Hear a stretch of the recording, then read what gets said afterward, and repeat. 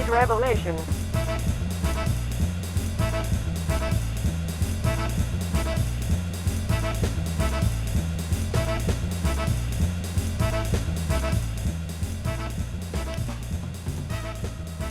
Hey everyone, welcome to today's broadcast live on Rumble.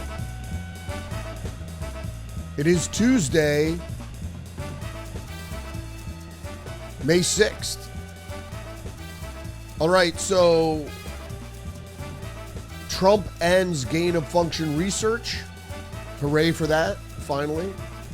He actually ends the funding by the U.S. government of gain-of-function research. And the supposed new chancellor of Germany, Merz, fails to get enough votes, leaves the country in disarray as the socialists refuse to seat a conservative in the coalition government. All right, we're going to get into these stories and more. Going to get into the headline countdown right now for Tuesday, May 6th.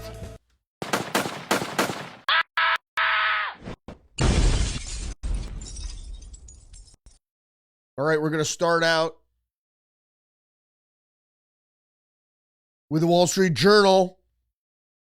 Germany's Merz suffers surprise setback in bid to be confirmed chancellor. Parliament set to vote a second time hours after unexpected upset cast doubt over coalition. So if you're not sure about how parliamentary politics works, unlike having a two-party system where one party obviously gets control of certain branches of government, etc., in parliamentary elections, they're unlimited parties, and so parties have to ally together and form a coalition so they can govern. It's difficult, to say the least. So what happened here, I'm going to get into this in just a little more depth in just a minute with a BBC article, but what happened here was Merz, who is the head of the Christian Democrats, which is actually a conservative party. It's a moderate conservative party, which was given the majority in the election because AfD, which is the further conservative, considered far-right party, was undermined. So they weren't allowed to get the majority. People couldn't see ceding power to the AfD, but I'm going to get into all those things in just a minute. But the Christian Democrat, which is the moderate conservative, wasn't even, because the Christian Democrats have the majority, they weren't even able to seat their head as chancellor because the socialists just wouldn't have it. But first I want to get to this Zero Hedge article. Hold on a second here. This is a bit of a mistake. So I'm just going to move this one. I confused these two articles. So this is the one I wanted to get to next, which is a Zero Hedge article. What the hell is going on in Germany? Hungarian Prime Minister Orban trashes Germany's tyrannical move against the AfD party. And as I just mentioned, if you didn't know what was going on with the AfD party, considered far right, and they're labeled Nazis, they're an anti-immigration party. So in Europe, that's considered verboten because the EU decides how many immigrants that a country is going to take. And so that is not only, the AfD isn't only thumbing their nose at the liberals in Germany, but also at the supranational European Union and the parliament there. So the German government appears to be seriously preparing for a ban on the Alternative for Germany party after the country's powerful domestic spy agency classified the party as definitely right-wing extremist. Now, world leaders are reacting to the classification, with Hungarian Prime Minister saying he backs the party and its co-leader Alice Weidel. So the BND, which is a German intelligence agency, which is actually the BND is actually the foreign looking intelligence agency, and I guess the BDZ or something like that is the domestic. I'm not really sure exactly how that works. I was referred to as the BND.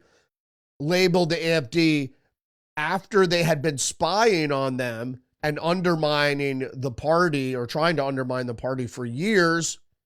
They came out a day before the election and called them definitely right-wing extremists to try to affect the vote. It really didn't.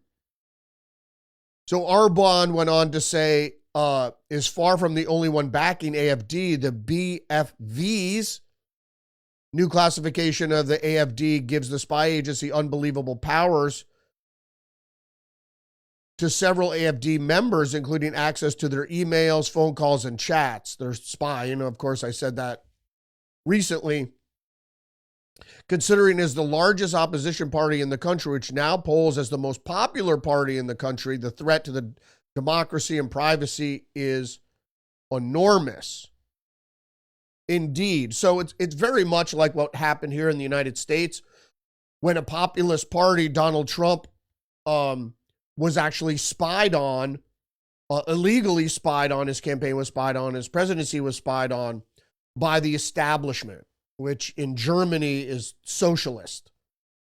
So many people over the years didn't realize the difference between East Germany and West Germany. East Germany was communist and West Germany. But during the reunification, what happened is what the elite always had in mind was a synthesis of socialism and capitalist ideas and forces, but socialism being the main driver for oppressing the citizenry, but also acting as the authoritarian arm. Is the carrot and stick sort of thing. It's like, here, we're going to give you money, we're going to support you, but if you get out of line, we're going to whack you.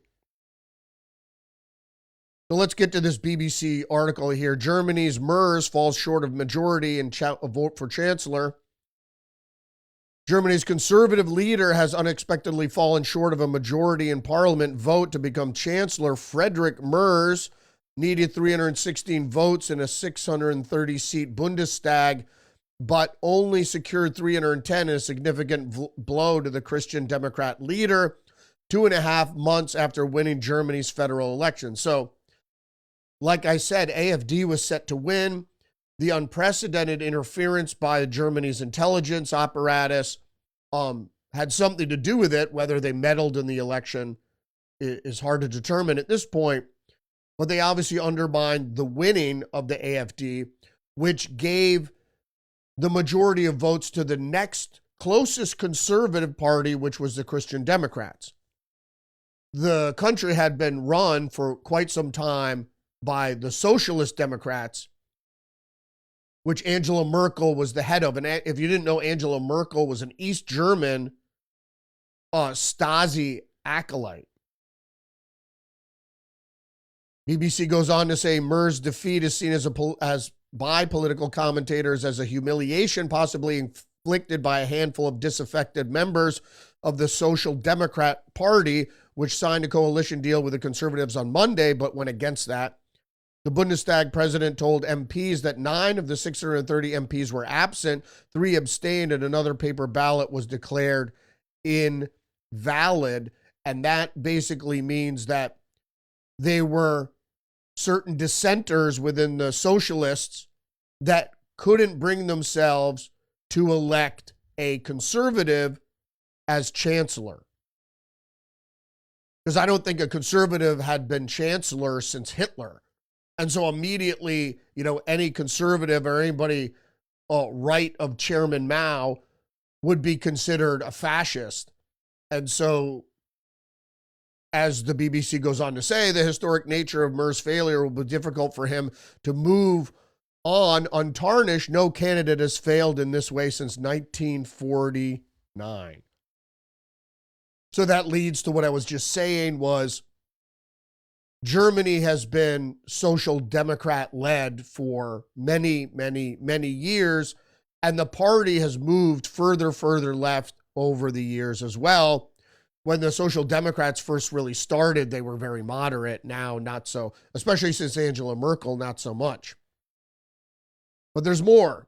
Far-right party Alternative for Germany, which came second in the February election with 20.8% of the vote, seized on his failure and called for fresh elections.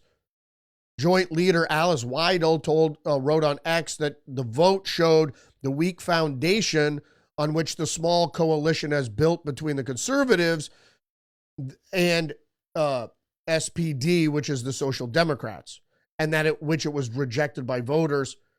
The problem is, and I'm going to show you right here with this chart, which is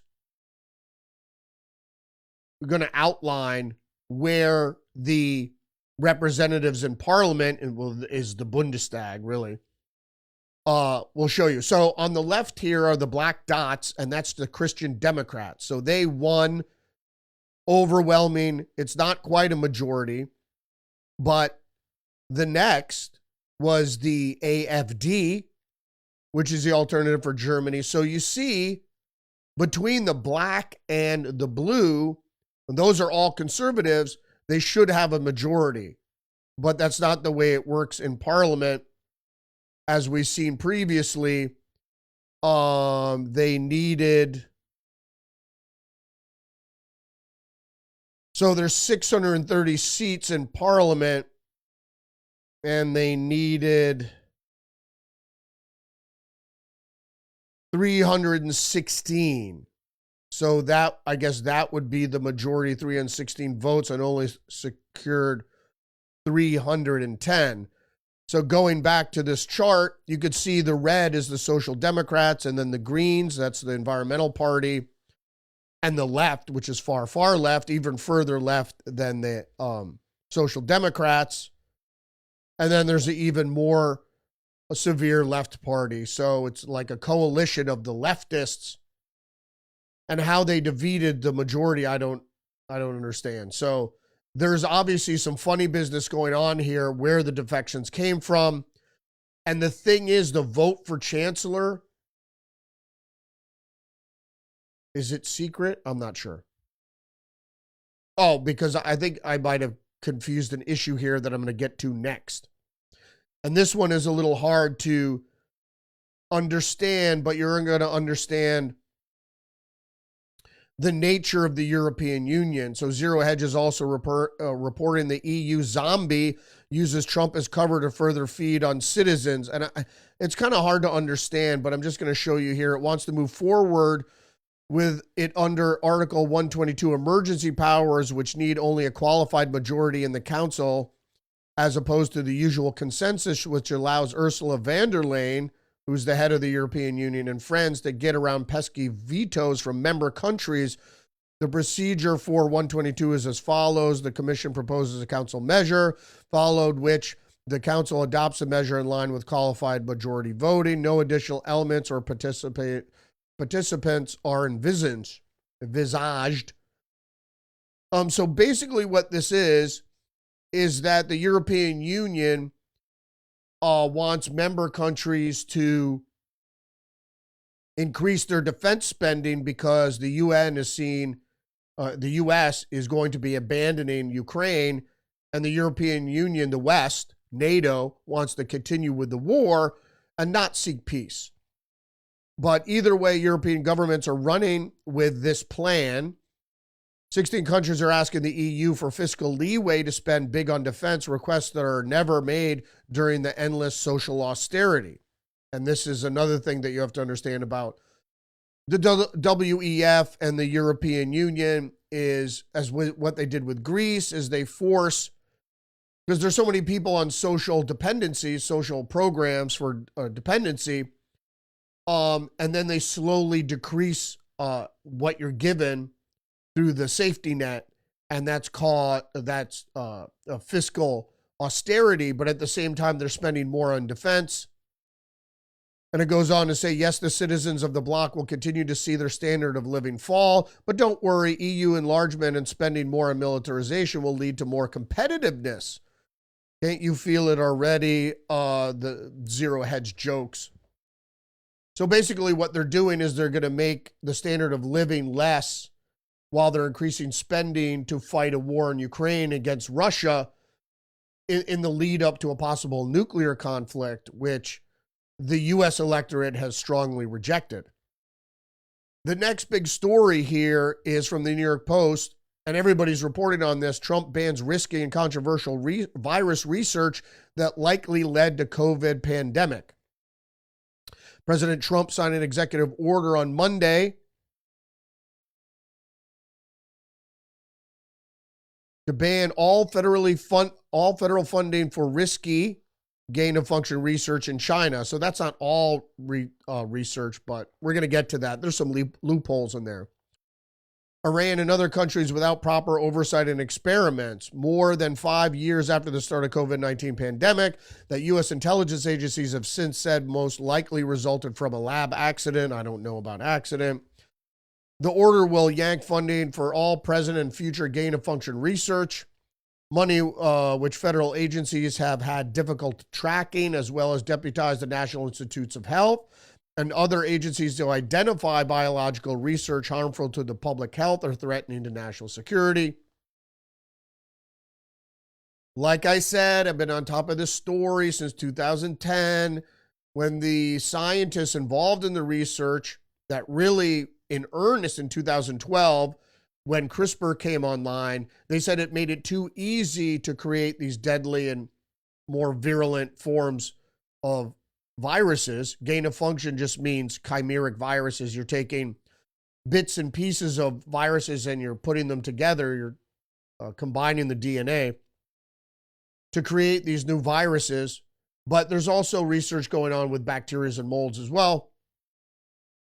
That is really a cover, because they say, oh, it's used for countermeasures, but it's really a cover for biowarfare research. And the way they qualify biological warfare is, oh, you have to put it in a warhead. You really don't. Obviously, you saw that in Wuhan. You just have to release it.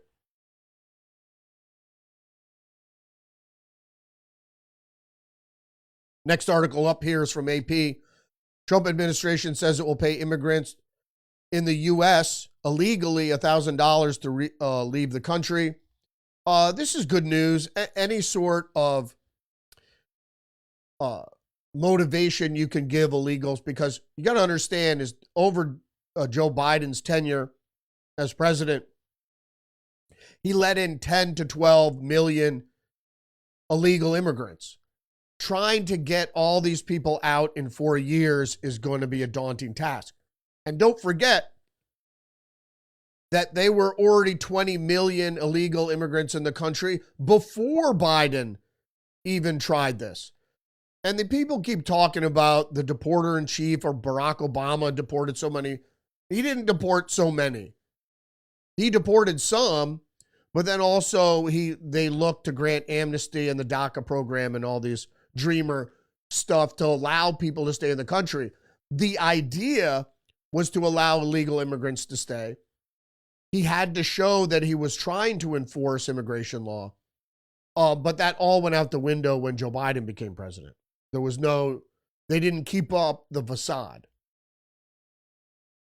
Speaking of the Biden administration, if you didn't hear this news already, One American News is reporting Biden's State Department staffer pleads guilty to embezzling over $650,000. So this is what Doge uncovered. A former Biden administration State Department budget analyst had pleaded guilty after being accused of embezzling over $650,000 over 2 years. 64-year-old Levita Alamente Ferrer of Maryland illegally wrote 60 checks to herself and 3 to someone she had personal relationship with, as she held the signature authority over the State Department's checking account. Farrar was actively stealing the public funds between March 2022 and April 2024. According to the U.S. Attorney's Office in Washington, D.C., she printed and signed each check and amateur. Now, this is what Doge uncovered other theft, but the other people stealing, which probably inspired Farrar to do so, because she said, everyone's taking money, so I'm going to take money. But she's an amateur because she wrote the checks herself to herself. Dumb. Most other thieves or fraudsters, embezzlers, will use shell companies, and they just take money that's allocated toward, let's say, environmental protection, and then they start a shell company, and it's called Environmental Protection Services or whatever. Then they write the check to that company, and then that company has a bank account, and then it goes to a Swiss bank account, etc.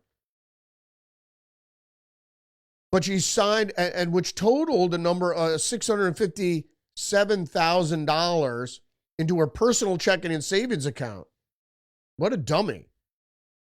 But this is under the Biden administration, like I said previously, and what Doge have figured out, is that they just open the door for fraud, because their idea is just to keep spending money, and they know it's going to go. Most of the money is stolen by Democratic donors and well-connected people within Washington, D.C. This person probably saw what was going on and goes, well, people are stealing billions. They're not going to miss, a few $100,000. More international news from the Washington Times. China at a rapid boil for military action. Admiral warns expanding military drills. Rehearsing for Taiwan attacks keeps commanders awake. The China military forces are escalating preparations for a military attack on Taiwan. And in what the commander of the U.S. Indo-Pacific calls a rapid boil, Admiral Samuel Papero said in public comments that his predecessor warned him before took over one of the largest military forces a year ago that a conflict in China could be placed on his watch. You know the metaphor of boiling the frog? Well, it's a rapid boil. We notice quick change, Admiral Papero said of the People's Liberation Operations in remarks at a conference hosted by the McCain Institute on Friday. The PLA in 2021 held a single brigade exercise near Taiwan and followed it with 6 brigade drills in 2022, and then the 42 brigade exercise in 2024, and now even more so. The 2024 war games involved 2/3 of the PLA's Navy amphibious fleet with hundreds of assault combat vehicles in the water that practice breaching barriers and obstacles and then moving military forces on land and simulated attacks on urban terrain. Well, how about that? More news from the post-millennial. CNN slammed for attempting to humanize Sinaloa cartel in an interview with gang member. Young asked the man the message if it were Trump was watching. To which he said, my respect, according to him, he's looking out for his own people. But the point I wanted to make is that this could be fake because, okay, his identity is hidden. So it might not even be a Sinaloa or cartel member. We don't know. The guy's anonymous. But the point in the symbolism, he was wearing a Joker hat, like from Batman. It was very strange.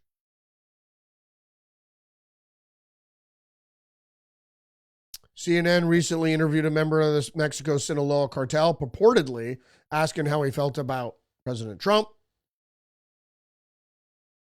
According to the Trump administration, you were a terrorist. The cartels have been labeled foreign terrorists, but what are they going to do about it? Nothing.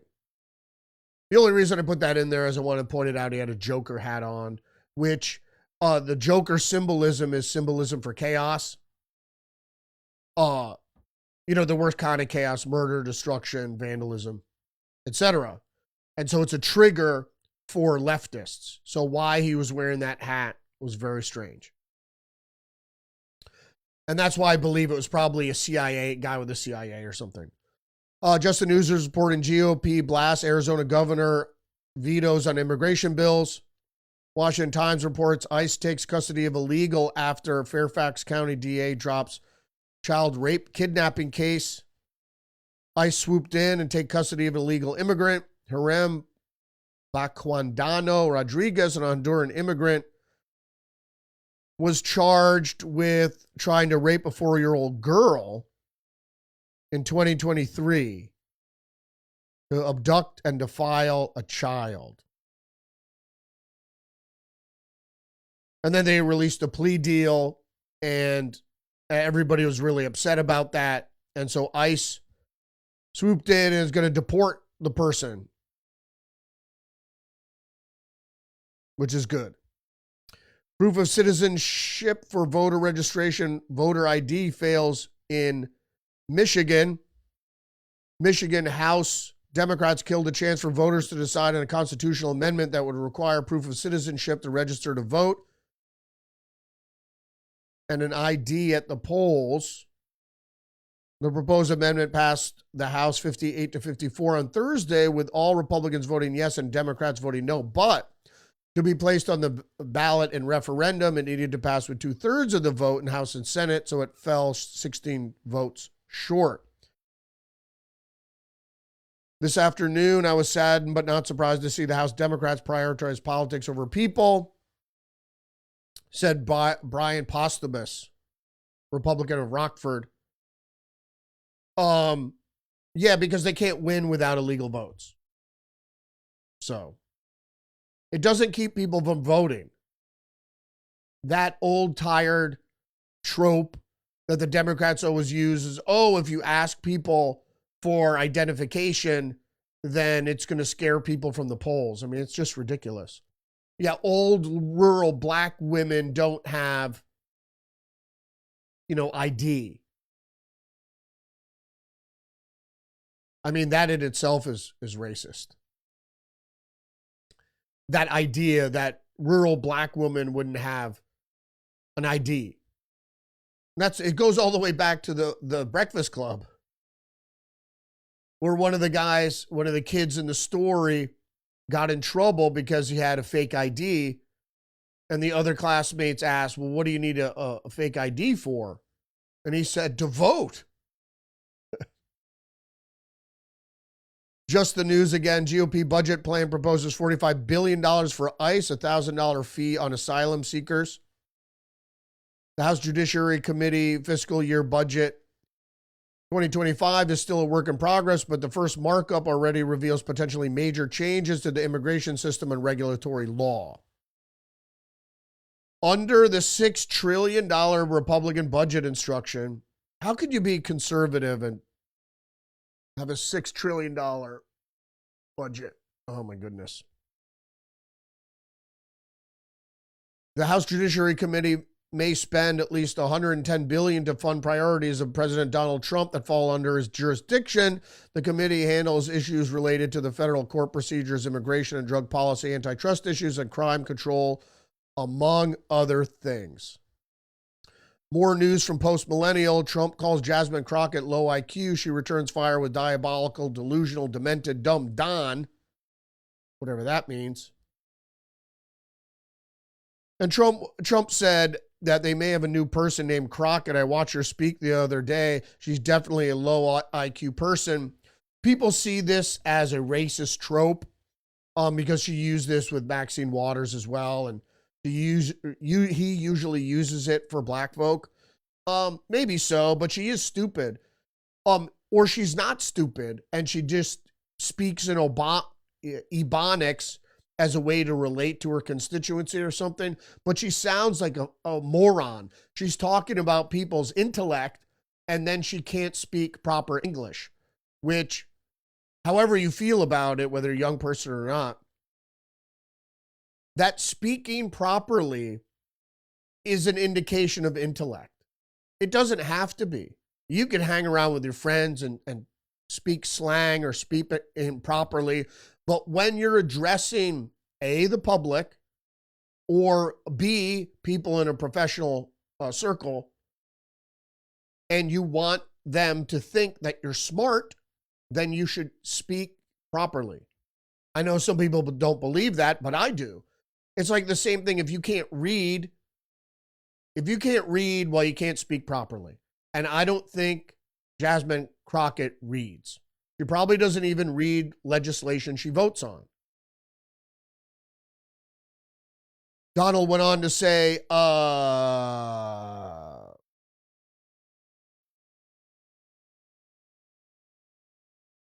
they said she's the future of the party. I said, you have to be kidding. I don't know what they're going to do. He added, I believe in a two-party system because it's good to be challenged, but I don't know what they're going to do. Neither do I. Because apparently now they're lining their horses behind, or their donkeys, I should say, behind Kamala Harris again. And they have these glowing articles of her coming out and talking. The whole elephant anecdote was just stupid. And the way she talks is so patronizing. It's, I guess if you're stupid or low IQ, you might think that she's bedazzling. I don't. She comes across as moronic. Just the news, first America First Legal sues Supreme Court Chief Justice John Roberts, as well as this other guy, Robert Conrad. The legal action accuses the men of operating beyond their scope of resolving cases or controversies, citing their cooperation with Congress is helping them investigate Supreme Court Justices Clarence Thomas and Samuel Alito, and a willingness to create or adopt a code of ethics for the court. So basically what they're saying is the Chief Justice, Roberts, and this other guy, Robert Conrad, colluded into developing legislation, which is not under the purview of the Supreme Court. Developing a code of ethics for the court would be a law that would be developed by Congress or other people in the legislature, not by the Supreme Court Justice and some other guy who was the director of administrative office for the U.S. courts.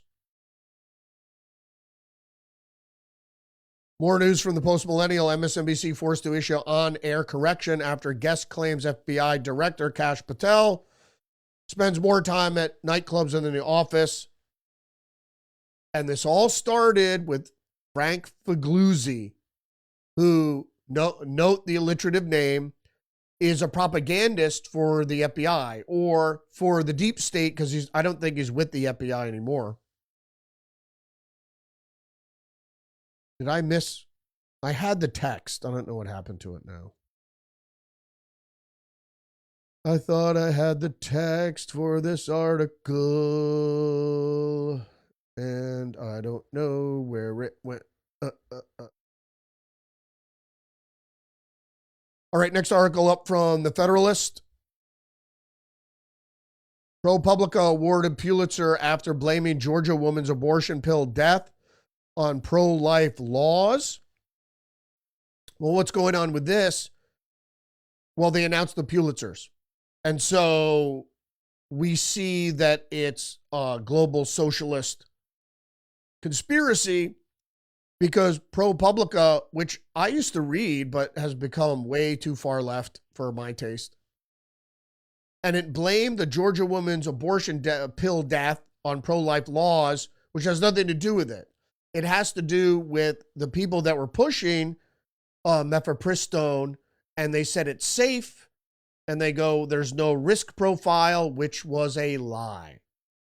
So not only with the pro-abortion people saying that it had no risk, because they were told that by the pharmaceutical company, and the people that receive pharmaceutical dollars for their campaigns and politics, they all lied. Mifepristone has risks, and yeah, you could die. Particularly depending on your lifestyle, but I'm not going to get into that, because that's not what we're going after here. which is going after journalism. Oh, and if you didn't know, there was the Kentucky Derby? Was the big horse race recently where sovereignty beat out journalism, which was prophetic and symbolic. Because as much as I'm passionate about journalism, what's practiced these days by corporate news corporations, corporate news outlets, that's not journalism. They use anonymous sources all the time, and then they bend the narrative, the journalist narrative, towards something akin to propaganda, because you can't report anything that goes against the corporatist structure. Corporate fascism. For all the people on the left, they actually support the corporations and they rail against fascism when that's the very fascism they should be railing against, but they support the corporations. It's like their support for Ukraine doesn't make any sense. And as much as they think oligarchy, Trump is in line with all the oligarchs and corporations, he's actually not. Because his tariff plan actually hurts corporations. But what I was talking about was the news. Okay, it's Real Clear Politics, NPR CEO Catherine Marr, Trump trying to create a narrative around our editorial independence to control it. So she was on Face the Nation on Sunday. I didn't review her as much as I reviewed the other dude there, Mike Turner, because he had things to say about Trump. But she was on, and she said, I interpret the intention of this being trying to create a narrative around our editorial independence to control it. And I think that's an affront to the First Amendment. We have an independent newsroom, and we will always have an independent newsroom, she says, which is a bunch of shit. So you populate your newsroom with crazy leftists, and so, if everything looks like a nail, that old adage. Or if you're a hammer, everything looks like a nail. So if you're a liberal, everything bad looks like it's caused by Trump. So Margaret Brennan went on to say, government funding of the news media in this environment is outdated, and she's quoting Trump here, is outdated and unnecessary, corrosive to the appearance of independence, and Americans have the right to expect their tax dollars fund public broadcasting, that it's fair, accurate, unbiased, and nonpartisan. So then she asks, how do you relate to that? Because that's what we should be paying for, but we're not. We're paying, first of all, we're giving tax dollars to corporations that don't really need it and are biased. So that's why people are turned off with establishment media, is because they keep saying that it's like 10 corporate news organizations say the same thing. That Ukraine was unfairly attacked by a bigger, more powerful country because Russia is an expansionist and they want to reinstate the Soviet Union. It's not true. So Tucker Carlson just had Ben from Ben and Jerry's Ice Cream on, and he lays out the truth about how the Ukraine war started and what it is. I mean, it's not anybody who reads or knows history or geopolitical crises understands how this whole thing came about. Anybody that says different is either a propagandist or just is uninformed. Anyway. Where is that? I'm sorry, I had a bad organization today. How did I skip that? Or did I? Washington Post wins Pulitzer after downplaying Trump assassination attempt as loud noises. Yeah, I don't know why I skipped over that headline. That's from the Federalist.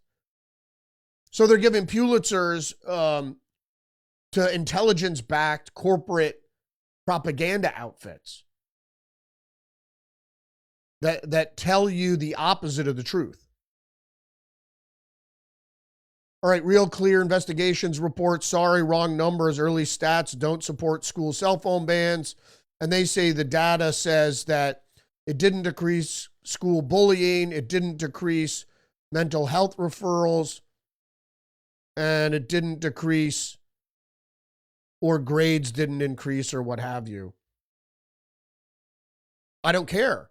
Kids shouldn't have cell phones in school. I don't think kids should have smartphones, period. Get them a dumb phone if they need to be in contact with their parents. Social media and smartphones are mind control devices, either witting or unwitting. Participants on the other end of social media or chat rooms are nefarious. And that's been proven out. So you take kids away from their cell phones, they go through withdrawal and maybe act out, and maybe that's, that's what you're seeing. But I don't think kids should have cell phones or smartphones in school. I mean, they can put them in their locker, whatever, put them in their bag, but they shouldn't be allowed to use them.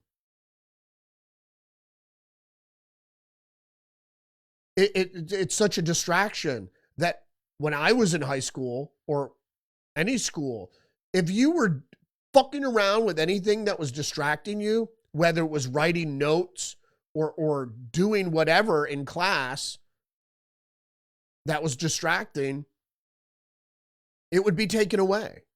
Why is cell phones any different? All right, National Review, Colorado is building a gender ideology dystopia. In Colorado, the conviction is being sacrificed in service of false tolerance for mutilating procedures that put radical ideology ahead of children's health. House Bill 25-1309 would require insurance companies to cover so-called gender-affirming drugs and procedures for both children and adults, including puberty blockers, cross-sex hormones, and the removal of healthy breasts and genitalia. Yuck. Crazy. Again, people have been propagandized so much that they don't, and they're relativists, they're postmodernists, so they believe what they believe, irregardless of what reality might portend. Just the news, Senator Grassley pushes to end rogue judges through congressional action. Senate Judiciary Chairman Chuck Grassley on Monday promised to continue work to end the possibility of rogue judges through congressional actions by pushing to codify a bill that clarifies the role of the judiciary branch. Republicans have been pushing back recently on district judges who have blocked the Trump administration from carrying out its agenda through nationwide injunctions, including efforts to deport illegal Venezuelan migrants through the Alien Enemies Act. And now the intelligence community says that they can't do that. People that are here illegally should be deported. All right? If they claimed asylum, should they get a hearing? Maybe. Venezuela is a communist country. But the Alien Enemies Act is relative to what's happening in Venezuela because the Maduro government emptied its prisons if the prisoners vowed to come to the United States. And this is a favorite of mine. This article from CBS News, Chris Krebs, ex-head of cybersecurity agency targeted by Trump, has global entry membership revoked.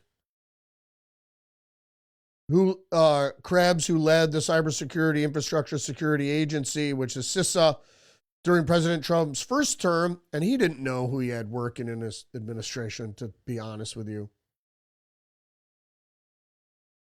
had his membership in the Global Entry Traveler program revoked. The Department of Homeland Security confirmed Tuesday. The move comes after Trump issued a memorandum last month targeted Krebs for defending the integrity of the 2020 elections. Indeed. And I saw this guy speak on Face the Nation many, many times and said there was no fraud, absolutely no fraud, no interference whatsoever, which was a lie. So he was openly lying, and it's been proven out. And then CBS News says, which the president has continued to baselessly claim was rigged against him. It was. There's no doubt about that. You just look at the votes and the voting popularity and whatever, and it was rigged in 2024 too, but too many people supported Trump, particularly in the minority community. The directive instructed Attorney General Pam Bondi and Director of National Intelligence Tulsi Gabbard to suspend security clearances held by Krebs and other people working at entities associated with him, including the cybersecurity company that he worked for. And he had to step down, actually, because the company was like, what the fuck?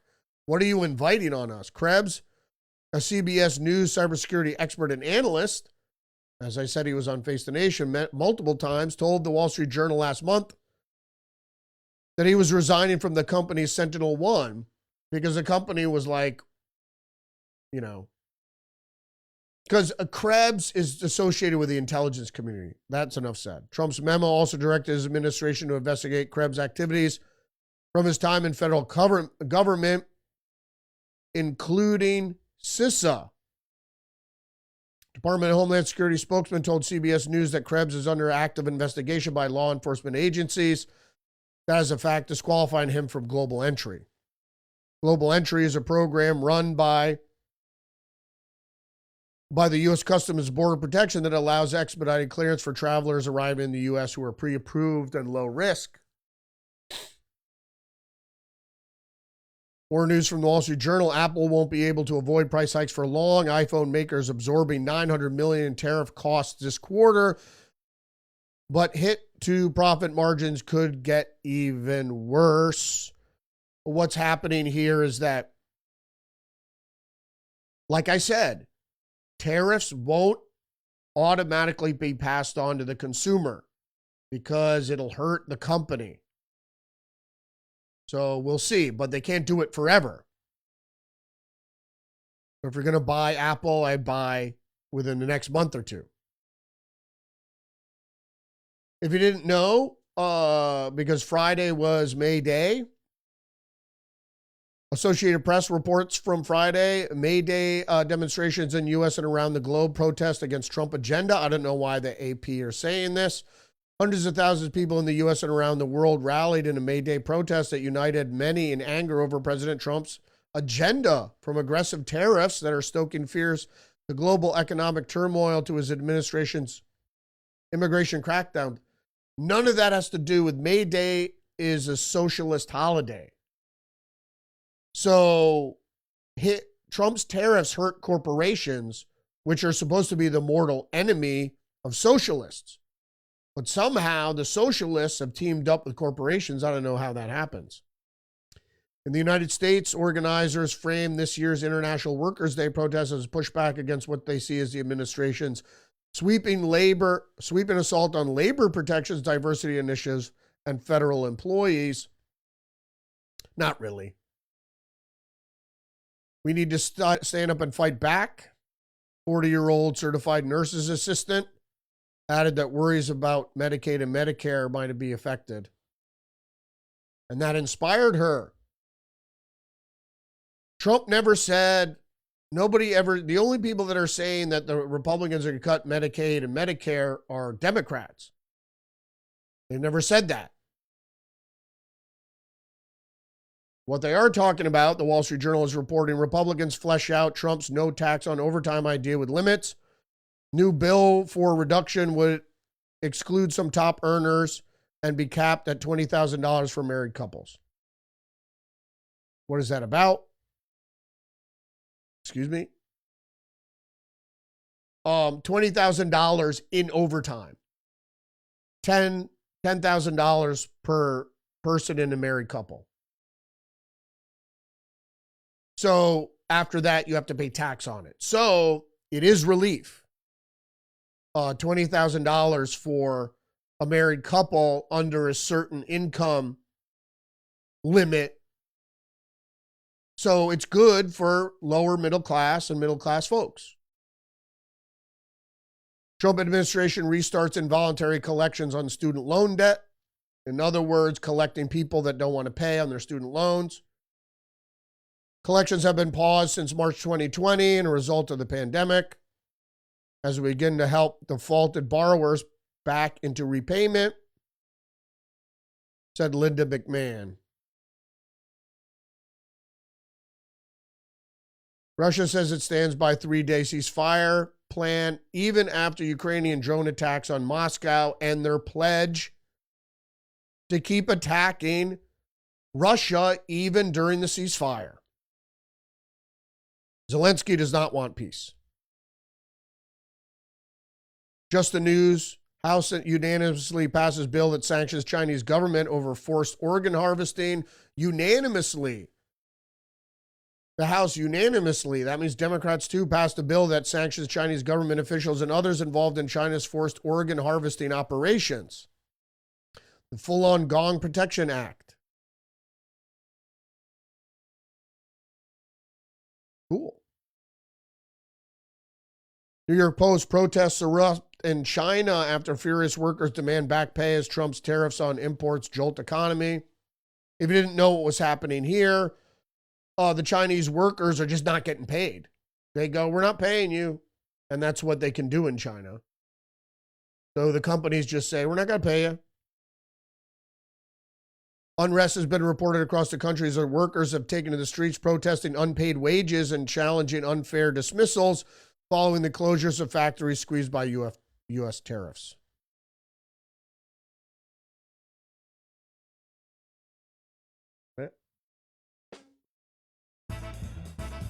That's it for me today. Thanks for engaging the channel, joining me this morning. Live every day, Monday through Friday, 10 a.m. on Rumble. Please engage the channel, like, subscribe, leave a comment, share the podcast. Remember, you're under attack, psychologically and biologically. Stay hip to the trick. And I will see you maybe tonight, Tuesdays with Perry. I'm a little under the weather still. I'm kind of fighting off this virus thing, so bear with me there.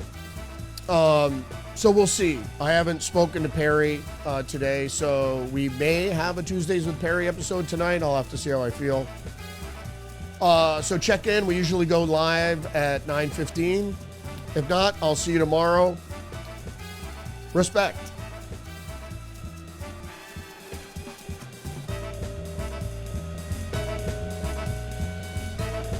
I'm an American. I have rights. You can't handle the truth.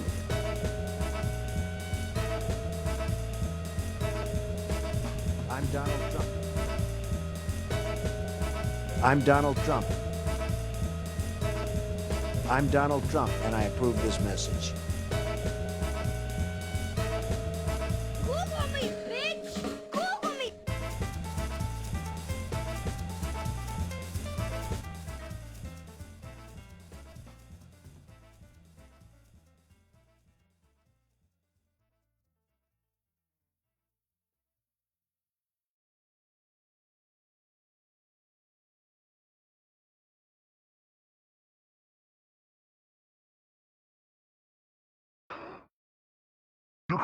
You're crazy, man.